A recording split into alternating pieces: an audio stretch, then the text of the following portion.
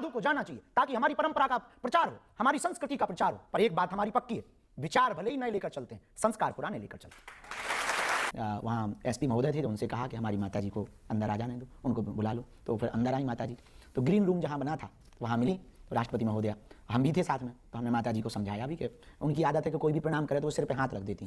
तो हमने उनको समझाया कि ये महामहिम राष्ट्रपति महोदय देश के प्रथम नागरिक हैं, इसलिए ऐसे ही दूर से ही हाथ जोड़ रही। अब वो तो भोली भाली सी थी। जैसे राष्ट्रपति जी मिली तो बोले आप बहुत भाग्यशाली हो। राष्ट्रपति महोदया ने कहा आप बहुत भाग्यशाली हो, ऐसा बेटा पाया है, इतनी कन्याओं का घर बसा रहा, इतनी बेटियों का धर्म पिता बना, आप बहुत भाग्यशाली हो, आपको हम देख करके बहुत खुश हुए हैं। तो दोनों लोग गले मिली और जैसे ही उन्होंने ऐसी बातें कहीं सो माता जी हमारी भूल गई। उन्होंने तुरंत सिर पर हाथ धर के कह दिया और ऊंचे पद पर जा। में खड़ा किसान और सरहद पर खड़ा जवान। और आई प्राउड ऑफ यू, हमें बहुत गर्व है कि हम उस भारत से हैं। हमारे देश की आर्मी वेतन के लिए आर्मी ज्वाइन नहीं करता है, वतन के लिए आर्मी ज्वाइन करता है।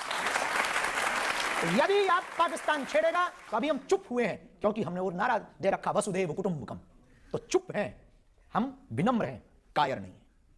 कुछ लोगों को यह शिकायत है कि ऑपरेशन का नाम सिंदूर क्यों रखा गया, जिसमें आतंकवादी मारे गए उसका नाम ऑपरेशन महादेव क्यों रखा गया, ये तो हिंदू धर्म से जुड़े हुए शब्द हैं।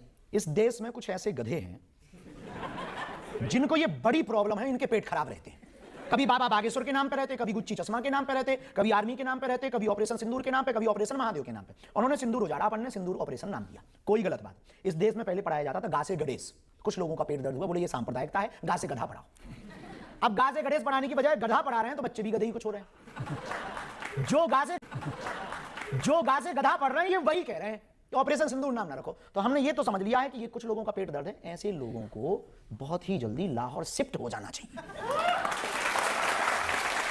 कई बार लव ट्रायंगल में फंसा के शादी कर ली जाती है और शादी के बाद पता लगता है लड़का मुसलमान है, तो उसे कैसे रोका जा सकता है? पहली बात तो हम एक प्रार्थना करना चाहेंगे कि प्रेम करमाना की मोहब्बत बुरी नहीं है, पर माँ बाप से ज्यादा जरूरी नहीं है। दूसरी बात भी हम आपसे निवेदन करें, प्रेम करना चाहिए, पर इस देश में बहुत बहुरूपिया घूम रहे हैं, इसलिए कुछ बेटियों को बहुरूपिया बहुत पसंद आ रहे हैं। हमने पिछली बार एक बयान दिया था, लोगों ने हमारी बहुत कंट्रोवर्सी की, वो बयान बहुत पवित्र बयान है। हम किसी भी मजहब के विरोधी नहीं है, हम रसखान के भी दोहा गाते हैं और देश की बात आती है तो अब्दुल कलाम को भी सलूट करते हैं। और इस वीडियो के साथ ये बात भी हम बोल रहे हैं कि हमारी मुसलमान बहनों के प्रति ये नफरत नहीं है, आदर है कि आप अपने मजहब को संभाल के रखो, हमारी बेटियां अपने धर्म को संभाल करके रखो। ये नफरती बयान नहीं है। हम मुसलमानों को हिंदू नहीं बनाना चाहते, हम ईसाइयों को हिंदू नहीं बनाना चाहते। इतिहास में एक भी कहानी ऐसी नहीं है जहां पर तलवारों की नोक पर हिंदुओं ने किसी मुसलमान को हिंदू बनाया। हाँ, लेकिन हमारी बेटियां क्यों टारगेट की जाएं? आज हमारी श्रद्धा के 35 टुकड़े हुए। कोलकाता में डॉक्टर बेटी को मारा गया गंदे में। हमारे बुरहानपुर में मध्य प्रदेश में रफीक नाम के लड़के ने गला काट दिया, इस बात पे काट दिया कि वो साथ रहने के लिए हाँ नहीं कर रही थी। तो इससे बचने का सर्वोत्तम उपाय यही है, जांच लें, परख लें, इसके बाद उसके परिवार की डिटेल लें। जरूरी नहीं है कोई कलावा पहने या तिलक लगाए तो वो हिंदू हो सकता है काल नेमी हो। बेटियों को काटा जा रहा, चुप है हिंदू। हिंदुओं पर अत्याचार लगातार हो रहा है, रामचरितमानस को जला रहा है, वो भी हिंदू है, लेकिन अहित हिंदू का हो रहा। हमें अपने ही देश में, अपने ही राम के राज्य में, अपने ही राष्ट्र में राम की लड़ाई के लिए 500 साल लड़ना पड़ा। और आप कह रहे हैं कि हम हिंदुओं को डरा रहे हैं। 22% था पाकिस्तान में हिंदू, 2% बचा। Mauritius, Suriname, Fiji, Indonesia, Cambodia, Bhutan, लगातार हिंदू घट रहा। आपके भारत में ही पश्चिम बंगाल में पलायन पर मजबूर है हिंदू और सब चुप हैं।